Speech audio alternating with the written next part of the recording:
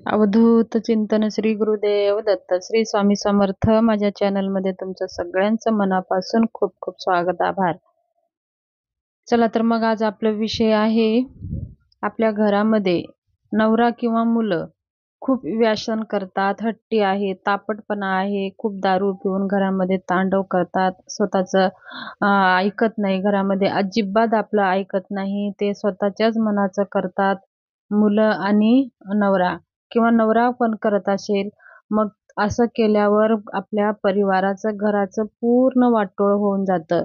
जो माणूस व्यसनी आहे, जो माणूस व्यसन करायला सुरुवात केली, का मग आलेली पूर्ण कमाई ती पूर्ण व्यसनेमध्ये घालून टाकतात. मग त्याच्यामुळे आपल्या परिवारामध्ये खूप त्याचं वाईट परिणाम आपल्याला बघायला भेटतात. मग वडीलच व्यसन करायला लागले, की मग हळूहळू त्यांचं पाहून मुलं सुद्धा तसंच करायला लागतात. व्यसनधीश होतात. मग सगळ्यापेक्षा जास्त कोणाला त्रास होतं, तर ते महिलांना त्रास होतं. ज्या घरच्या कर्ता महिला आहेत, त्यांना सगळं काही सहन करावं लागतं. त्यांचं मुलांचं सांभाळावं लागतं.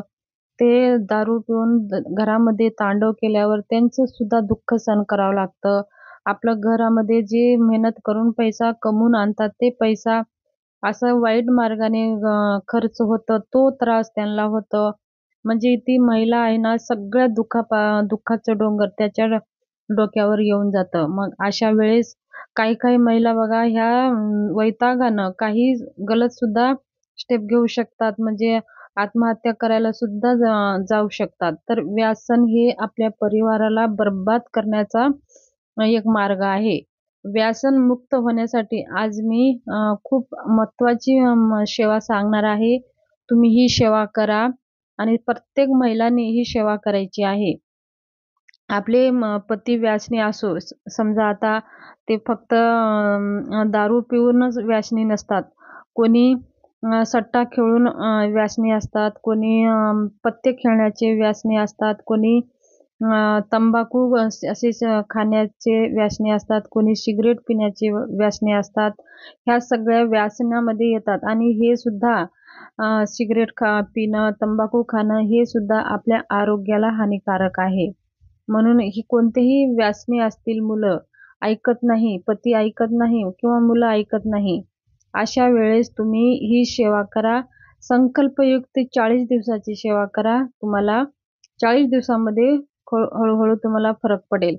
आणि समजा ही सेवा तुम्ही वर्षानुवर्ष चालूच ठेवा. काहीच वेळ लागत नाही. फक्त आपल्याला 10-20 मिनिटं ते अर्धा तास ह्या सेवेला लागतो.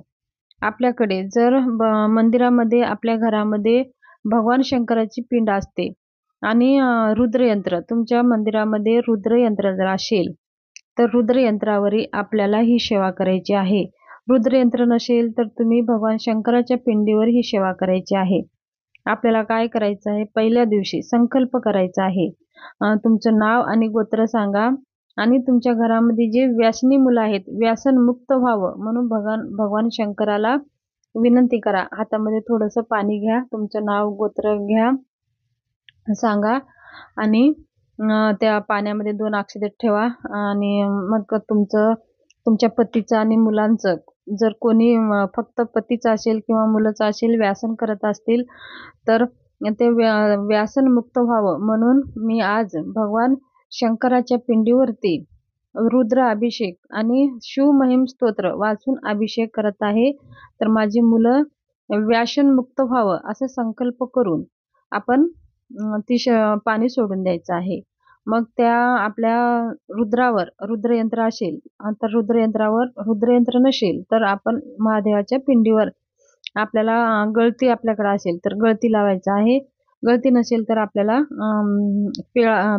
पळीनं भगवान शंकराच्या पिंडीवर पाणी अर्पण करायचं आहे. आणि अर्पण करताना आपल्याला रुद्र वाचायचं आहे. समजा आता तुम्हाला रुद्र वाचता येत नसेल, तर तुम्ही YouTubeवर दिंडोरी परिणीत रुद्रपाठ असं तुम्ही सर्च करा. तुम्हाला रुद्रपाठ तुम्हाला भेटून जाईल. तर मग ते रुद्र लावायचं, YouTubeला लावायचं आणि पुस्तकमध्ये आपल्याला जेवढे काही शब्द उच्चारता येईल ते शब्द उच्चारायचं. ते संस्कृतमध्ये आहे.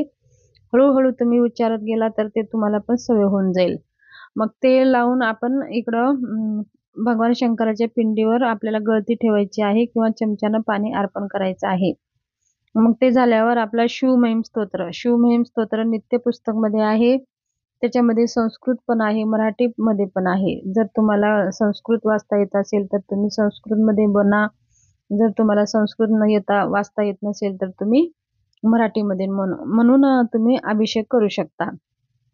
मग करायचं आहे जे काही जे तीर्थ जे पाणी तीर्थ ते पाणी राहिलं नाहीये. आता ते भगवान शंकराच्या पिंडीवर ते तीर्थ झालेलं आहे. ते हळूच आपल्याला पिंड काढून पुसून जागच्या जागी ठेवून द्यायची आहे. रुद्रयंत्र असेल तर रुद्रयंत्र काढून जागच्या जागी ठेवून द्यायचं आहे. आणि जे तीर्थ आहे ते तीर्थ जे आपण व्यासनी जे मुलं आहेत किंवा पती आहेत त्यांना पियाला द्या. जर पित नसेल तर त्यांना जेवणामध्ये किंवा चहामध्ये असं घालून ते पाणी त्यांच्या पोटामध्ये जायलाच पाहिजे. तर ही सेवा तुम्ही 40 दिवस करा संकल्पयुक्त. तुम्हाला जर मध्ये पिरियड येत असेल तर 5 दिवस स्किप करा आणि बाकीचे दिवस तुम्ही चालूच ठेवा. जर संकल्पयुक्त सेवा आपण करत असाल तर आपल्याला नॉनव्हेज वर्ज्य आहे. नॉनव्हेज वर्ज्य करून ही सेवा करून पहा. तुमचे मुलं व्यसनमुक्त, पती व्यसनमुक्त होणार म्हणजे होणारच. आता समजा आता तुम्हाला संकल्प करायचा नसेल तर तुम्ही दररोज हे शिवमहिम स्तोत्र आणि रुद्र पाठ म्हणून तुम्ही भगवान शंकराच्या पिंडीवर अभिषेक करा. ते तीर्थ दररोज मुलांना, पतींना तुम्ही स्वतः पण घ्यायचं आहे. असे केल्याने आपल्या शरीरामध्ये जे काही आजार आहेत ते सुद्धा आजार बरे व्हायला मदत होते. आपलं आरोग्य चांगलं राहतं. मुलं व्यसनी असेल तर व्यसन तुटायला मदत होते. आपले मुलं शाकाहारी बनतात. आपले मुलं व्यसनी म्हणजे मद्यपान करत असेल तर मद्यपान सुटायला सुद्धा मदत होते. तुम्ही ही सेवा करून पहा. तुम्हाला खूप 100% ह्या सेवेचं तुम्हाला रिझल्ट येईल. आणि कमेंट बॉक्समध्ये जरूर कमेंट करा की तुम्हाला काय अनुभव आलेला आहे. तर ही अत्यंत प्रभावशाली भगवान शंकराची ही सेवा आहे. तुम्ही ही सेवा करून पहा. तुम्हाला खूप छान रिझल्ट येईल. आणि अभिषेक करताना आपल्याला रुद्रपाठ आणि शिवमहिम आणि 11 वेळेस महामृत्युंजय मंत्र या मंत्राचा जप करायचा आहे. आणि हे सगळं तीर्थ एका भांड्यात काढून ते तीर्थ आपण सगळ्यांनी घरातल्या लोकांनी घ्यायचं आहे. आणि हे महिला पण करू शकतात, पुरुष पण सेवा हे करू शकतात. त्याला कोणतेही बंधन नाही. आणि संकल्पयुक्त सेवा करत असाल तर ब्रह्मचर्याचं पालन करायची गरज नाही. ही व्यसनी मुलं असतील, व्यसनी पती असेल तर ह्या सगळ्या गोष्टी ते काही पाळणार नाही. ते भगवंताला पण माहितीच असतं. तर ही छोटीशी व्यसनमुक्तीसाठी सेवा होती. ही माहिती कशी वाटली? जर आवडली असेल तर सबस्क्राईब जरूर करा आणि एक लाईक जरूर करा. कमेंट बॉक्समध्ये श्री स्वामी समर्थ लिहायला विसरू नका.